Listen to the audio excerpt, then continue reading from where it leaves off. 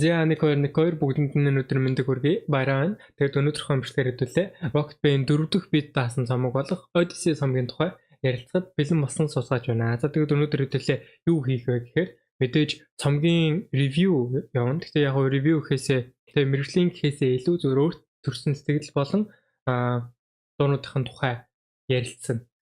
Миний хувьд бол мэдээж яг юу биш мэрэгжлийн хүн биш зүгээр сонсогчдын хүн байгаа. Гэхдээ яг яриа өрнүүлэхэд бол хүмүүст ямар санагдаж байна, надад ингэ санагдаж байгаа бол танд ямар санагдаж байна гэсэн байдалтай яриа өрнүүлэх журмаар ерөнхийдөө бичлэг хийдэг сонсогч байгаа. За тэгээд хэдүүлээ цомог руу орох юм бол мэдээж Rocket Band 4 дахь цомог. Өмнө нь бол Пуужин баяраа эвдэрхий хүмүүс болон хариуцлага цомгуудыг гаргаж ирсэн. Тэгээд хариуцлага цомог бол 2016 онд гарч ирсэн байх гэж санаж байна. 15 6 онд болоо. Тухайн үед үеэс хойшоо ерөнхийдөө хил чимээгүй байжгаад Rocket Band онц дүмдийг биднэрт өгсөн Fragile гэж тоглоом хийсэн. Онц дүмдийн season 2 нь гарсан. Ардаас нь Carnival Hunt гэж тоглоомын хөгжүүлэлт бас явагдаж байгаа гэдгийг зарласан трейлерыг үзүүлсэндээ биднэрт би буруу санааг бол IGN дээр бүр хүртэл трейлер нь орсон байдаг санагдаж байна. Тэгээд уран бүтээлчийн хувьд те магадгүй Rocket Band-ийн хувьд уран бүтээл гаргахгүй байсан хэдий ч мэдээж баяр сайхан гэдэг хүн бол яг ийм олон юмнуудыг хийгээ явж ирснийг бол үзэгчид фэнүүд бол харж байсан. Яг сонсогчдын хувьд бол мэдээж цангасан юмнууд байгаа л да. Rocket Band гэж 2010-ад оны үед ямар том нэр байлаа, ямар том legacy-г биднэрт үлдээлээ. Пуужин баяраа эвдэрхий хүмүүс гэдэг цомгууд ч яг үүндээ Монголын хипхопыг ярих юм бол нэлийн дээгүүр багтах ёстой цомгуудын нэг болов уу гэж бол бодож байна. Тэгээд фэнүүд бол нэлийн цангасан байсан. Яг 2 жилийн өмнө Broken Souls гэдэг цомог биш ээ. Тоглолтыг бол хийсэн. Тухайн үед тэгээд Broken Souls Stand by You хүсэл гэсэн дуунуудыг бол татаж гаргасан дээ. Доод ташаатай хамтарсан хүсэл Anuka боёо их нэртэйг хамтарсан Stand by You гэдэг дуунуудыг бол гаргаж ирсэн. Тэгээд Broken Souls дээр бол яг өөрсдийнхөө нэгчлээ Rocket Band өөрийнхөө дотор байдаг Alter Ego гэж нэрлэгддэг одоо дөрүүдийг устгаж байгаа мэтэр гардаг. За тэр дунд бол фунцаг байдаг, эвдэрхий хүн байдаг. Тэгээд Forest Camp байдаг. Нэг нь юм байдаг үлээ. Хөрөөгийн залуу байдаг үлээ. Юу байдаг үлээ. Дөрвөлээ бол сууж ярилцаж байгаа тухай гардаг. Тэр бол мэдээж Writer's Block гэдэг юмд орцсон байгаа Rocket Band тухай. Юу яриад байна вэ гэхээр дахиж уран бүтээл хийж чадхаа байчсан Ryan бичтэй нэг тийм чадхаа байчсан гэхээс илүү нэг тийм хийгээ болчихсон байгаа. Яг тэр Alter Ego-нуудаа орхичихсан байгаа Rocket Band тухайд байсан л да. Тэгээ мэдээж чанартай болсон бүтээл гэж боддог. Миний хувьд бол үнэхээр таалагддаг. Бас Broken Souls тоглолтын ч гэсэн надад маш таалагдчихсэн. Яг энэ удаагийн Пуужин баяраа тоглолтчиг тэнглэлтийг дүүргэсэн тийм том тоглолтууд байгаагүй. Яг уранган дээр болж исэн айгу жижигхэн хэмжээний яг фэнүүдийн уулзур үзүр шиг тиймэрхүү тоглолт болж исэн. Гэхдээ л яг артистик мэдрэмж яг жижигхэн тоглолт гэлтгүй яаж үзэгчтэй хүндэлж байгаа их мэд зүйлүүд нь маш их таалагдчихсан. Тэмүүлийн бит хоёрын тэр тоглолтыг үзсэн нэлээ fanboy иш бичлэг бол байдаг. Тэгээд YouTube дээр үзэх боломжтой.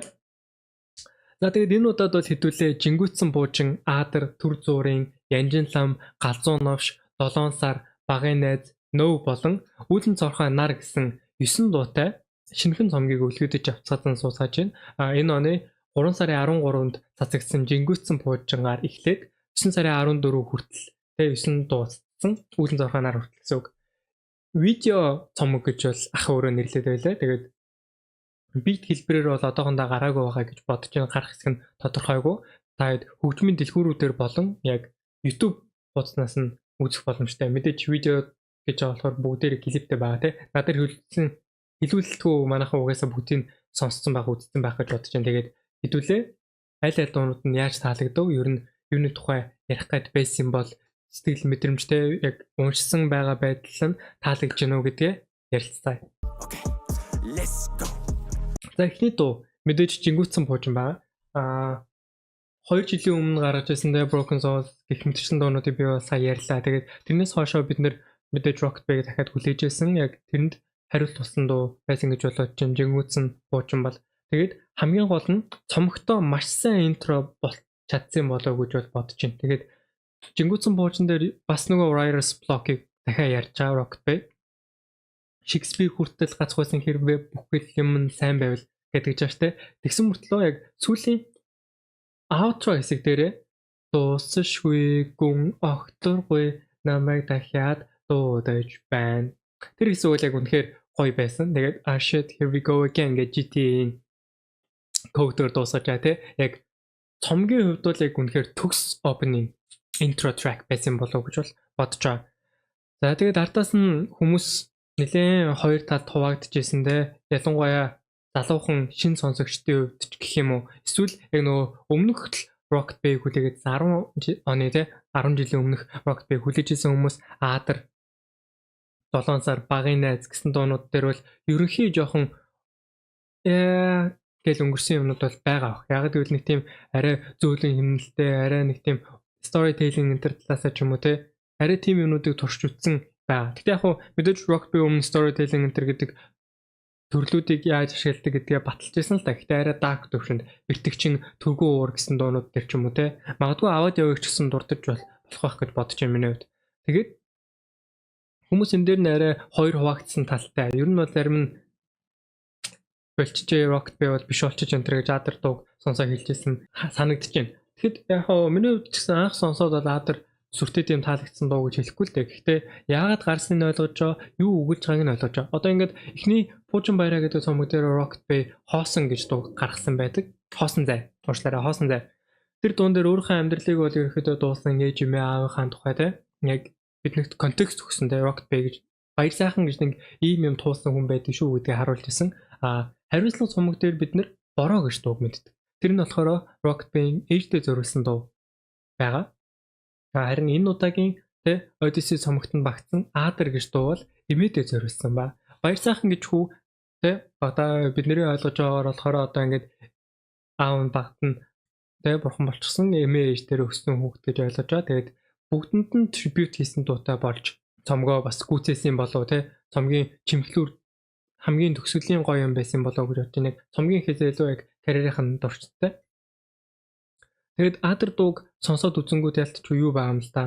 Эмээдээ зориулсан, тэгээд эргэж харсан залуу хүний бас алдаан дээр харамсал дээр тогтсон хайр гурав дээр тийм дуу шиг санагдсан. Тэгээд дахин сонсох тусам үгийг илүү ойлгож зүгээр энгийн анх сонсдоо flow-ын сонсоод ч юм уу хөгжмийн сонсоод тэгэл орхисон байсан юм дээр нэмээд тэр мэдрэмжүүд нь build up хийгдэнгүүд айгу гоё болж ирж байсан л та. Юу бас багын найз ус яг адилхан. Яг анх сонсоод бол үгүй ах ойл гэж бодож байсан бол ингээд олон сонсонгууд энэ чи ийм хэлэх гээд байна те.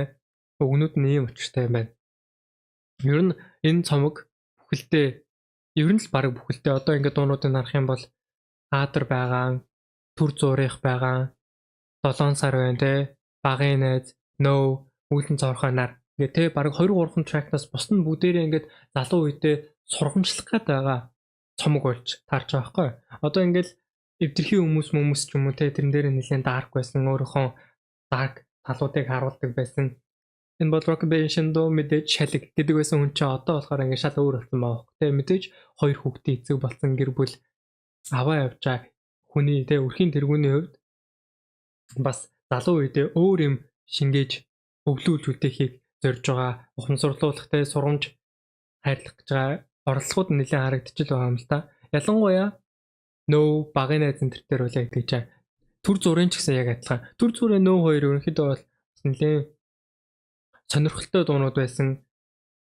Яг уран бүтээж талаасаа ч гэсэн Rocket Bay хувьд нэлээд challenge болсон бүтээлүүд болов гэж бодож байна. Engine лам энэ гурыг бол тэгээд өгүүлж байгаа талаасаа бол мэдээж түр зургийнх дээр ямар мессеж байгааг би reaction бичлэгээрээ ярьсан хүмүүс угаасаа мэдж байгаа. Насан туршийн хүүхдүүд бол сонсоход жоохон сонсоход да тийм ээ сонсоход болон үзэхэд жоохон тохиромжгүй утга агуулгууд байгаа болохоор угаасаа сонсоод хэрэггүй бах. Насан туршсан сонсогчдын хувьд бол мэдээж юу хэлэх гээд байгаа юу ойлгуулах гэж байгааг мэдж байгаа. Тэгээд ялангуяа дөнгөж насан турш байгаа охтуудад зориулсан дуу гэх юм бол илүү тохиромжтой. Харин Новын хувьд бол тэгээд бүгдээрэнд намаарч гэхдээ залуу үед гэвэл илүү тохиромжтой болгох. Тэгээд үгүйгээд хэлчихээ. Татгалзаа сурчгаа. Одоо ингээд буруу юмд бол ингээд буруул байна гэдгийг бол ялцгүй байж байгаа. Одоо бид нар нийгэмдээ тулгамдж байгаа асуудлуудыг мэдээж бүгдийг нэрж болно шүү дээ. Ялангуяа залуу үед тулгамдж байгаа. Одоо ингээд хорт муу дадал зуршлууд байна. Тэрэнд нь одоо wave тамхи алкогол энэ төр бүгдээрээ ордог ч юм уу те. Тэгээд дээрэс нь ялангуяа бет гэж юм байгаа. Одоо монголчууд бет wave хоёрт бүр амар орсон юм шиг надад санагдаад байдаг. Тэгээд ялангуяа залуу юм аа тий. Тэрийгээ тэгээд жоохон татаж гаргаж ирэхгүй бол хэдүүлээ бас хитрхи too much болоод байгаа юм шиг санагдаж байгаа юмнууд бол байгаа. Тэгээд өөр онцлог дуунууд нь ярих юм бол мэдээж Янжлам галзуу новш үүлэн зорхооноор. За үүлэн зорхооноор галзуу новш хоёр бол цомгийн хоёрхан хүнтэй хамтарсан дуунууд байгаа. Нэгэн дээр нь traditional, нэгэн дээр нь алтарт хон хамтлаг бол хамтарсан байгаа. Тэгээд аль аль нь ерөөхдөө таалагдсан. Гэхдээ шал өөр дуунууд. Тэгэхээр тусна яриа гэж бодож байна. Галзуу новш дуун дээр бол бас reaction бичлэг байгаа. Ороод сонирхоод үзэж болно. Яг тухайн үеийн reaction дээ. Гэхдээ яг хуу дахиж нэлээд удаа сонссон. Галзуу новшоод угаасаа цомгийн арай нэг тийм banger дуун бол байж чадсан юм байна. Traditional Rocket Bay аль нь гоё байсан. Гэхдээ Rocket Bay 10 жилийн өмнө байдаг хуужин баяраа бол ялтчгүй биш байсан. Шал өөр одоо нэг Slim Shady Eminem гэдэг шиг шал өөр хувилбарууд байсан санагдсан. Үгслэх темп, үгний сонголт Монголд ашиглаж байгаа байдал нь ч гэсэн шал арай өөрчлөгдсөн болов. Тэр нэлээд анзаарчихсан болов гэж миний хувьд харагдчихсан галзуу новш дуун дээрээс. Тэгээд хонх хамтлагтай хамтарсан үүлэн зорхооноор. Энэ цомог надад хамгийн сайн эхний дуутай, хамгийн сайн төгсгөлийн дуутай те интро аутротой цомог байж чадсан болов гэж бол бодож байна. Хамгийн таалагдсан хоёр дуу маань бол Жингүтсэн Буучин үүлэн зорхооноор хоёр бол no argue те ингээд маргаангүй хамгийн таалагдсан хоёр дуу гэж би бол нэрлэнэ. Тэгээд хүмүүсийн хувьд бол мэдээж өөр байж магадгүй. Зарим хүмүүсийн хувьд 7 сар те Аадар хамгийн таалагдсан дуу нэж болно. Зарим хүмүүст галзуу новш те хамгийн ингээд banger, хамгийн галзуу, хамгийн хурдан үгэлэлттэй, хамгийн зөвүүн байсан гэж магадгүй Янжил амиг ч юм уу те шал өөр стилтэй rock band хизээж гаргаж байгаагүй юм байсан болохоор хамгийн таалагдсан дуу гэж бол бас нэрлэхийг үүсэхгүй те. Манайхан бас комент зэг туваалцаараа хамгийн таалагдсан 3 track юу байв цомгоос. За тэгээд үргэлжлүүлээд яриаггүй байсан дуунууд руу гарах юм бол 7 сар. 7 сар бол одоо яг бидний үеийн те early 20s ч юм уу эсвэл яг ер нь бол young adults зориулсан яг тийм байгаа байхгүй. Хайрын дуу тийм ээ. Яг би болов чи бодол ансаар яг тухайн бидний цаг үед бидний насанд те цаг үеийнхээс илүү насанд тохиолдох тийм гал алуун хайрыг дүрсэлсэн дуу байсан. Гэхдээ яг бидний үед яг тэрийг experience хийгээ явж байгаа тийм залуу хүнийх биш яг rock band өнцгөөс юм уу 30 40 гарцсан хүний өнцгөөс эргээд 20 насны те 20 насны гал халуун хайр дурлалч нэг иймэрхүү байдаг даа гэж бодоод бичсэн дуу байгаа байхгүй. Тэр нь бол ялтч үйлт мэдрэгчсэн л яг өөрөө ингээл мэдрээл амар ийм бит хоёр ингээл галзуу байна одоо энэ юуг те үгээр хэлхий аргагүй байна гэж байгаа биш. Rock band яг 7 сар дуун дээр бол одоо ингээд тэр үед тийм сайхан галзуу байж те тийм гоё байж те гэсэн үнцэг бол надад илүү анзаарэгдэжсэн. Яг хүмүүст тэг санагдаагүй байж болно. Надад бол яг тиймэрхүү үнцэг бол айгүй их байгаа юм шиг харагдчихсан. За тэгээд мэдээж видео альбом те Spiritoge-хондоо баяр хүрхгүй бол яагаад ч болохгүй үнэхээр мундаг ажиллацгаасан. Тэгээд Бэлгүнэ Hiroshi, Наран Зун өөр ямар том нэрнүүдийг дурдах хэрэгтэй. Энэ цомог дээр ажиллаж байсан бүх хүмүүст баяр хүрэх хэрэгтэй гэж бодож байна. Яг Rock Band цомгууд дундаа магадгүй эхний хоёр байранд ч юм уу орохгүй бүтээл цомог болсон байж бол магадгүй фэнүүд юу гэж хүлээж авах нь. Гэхдээ энэ цомог дангаараа бол ажгүй сайн бүтээл болсон те. Ягаад ч муу гэж хэлэхээргүй дунджаас бол хамаагүй дээгүүр бүтээл цомог болсон болоо гэж би хувьдаа харж байгаа.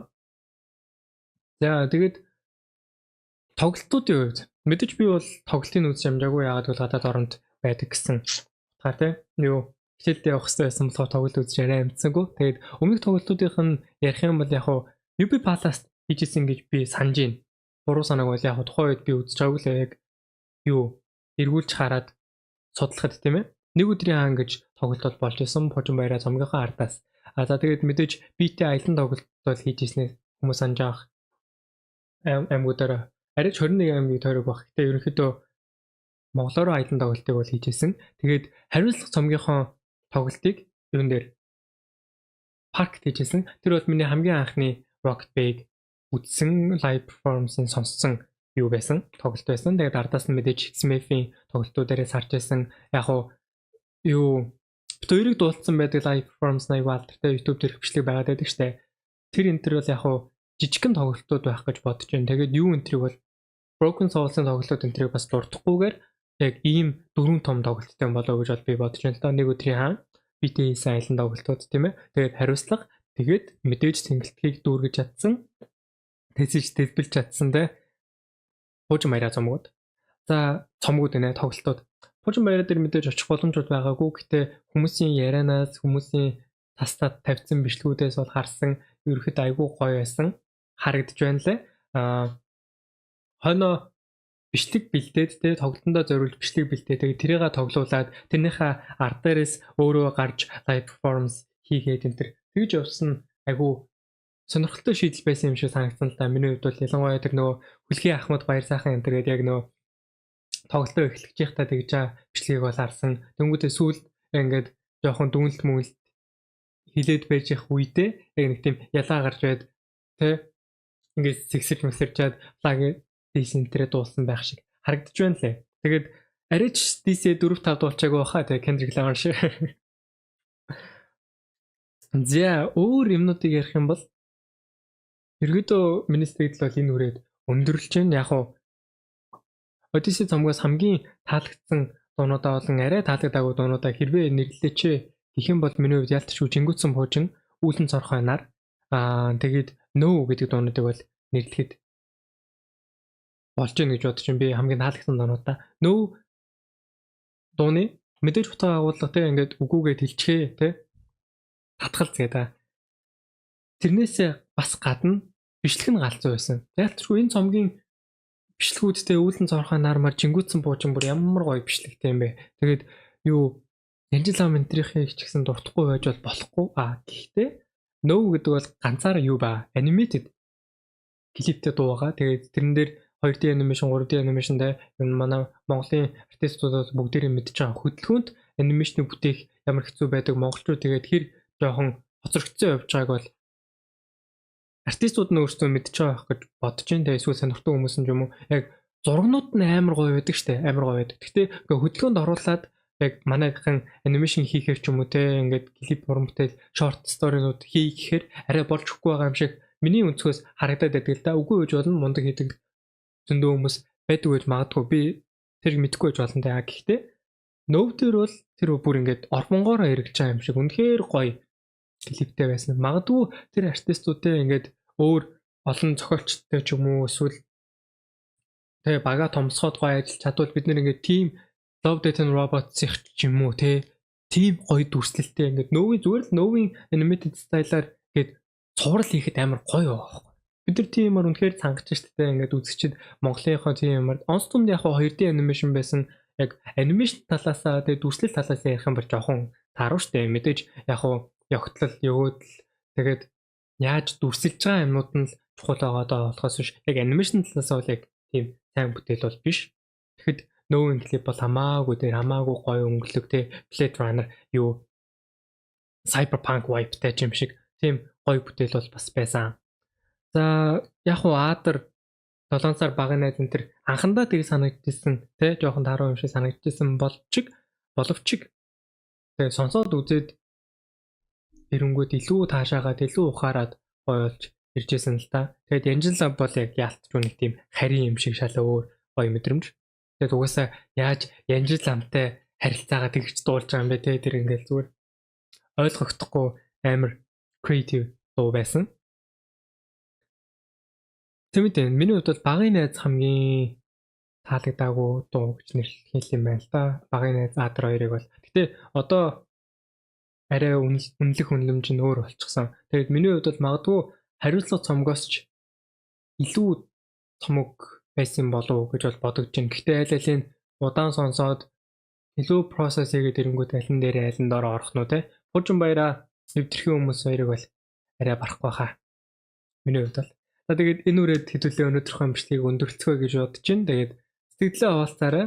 Rock Band 4 цомог болон яг энэ цомгийн дуунуудаас хамгийн таалагдсан дуунууд нь юу байв те? Комент хэсэгт үлдээгээрэй гэж хүсэж байна. Тэгээд хэрвээ тоглолтод нь явсан хүмүүс байвал тоглолтын зохион байгуулалт болон таалагдаагүй юмнуудаас бас бүгдээрээ хуваалцаарай. Хамгийн гол нь хэдүүлээ яриа өрнүүлцгээе те. Тэгээд бусд нь бол тэгээд лайк, share юу donate бол тэгээд яг байж болно болно subscribe те. За тэгээд энэ хүртэл үзсэн бол үнэхээр их баярлалаа. Тэгээд дараахан олон сонирхолтой аудио контент видео контентуудаар уулзна гэдэгтээ найдаж байна. Bye.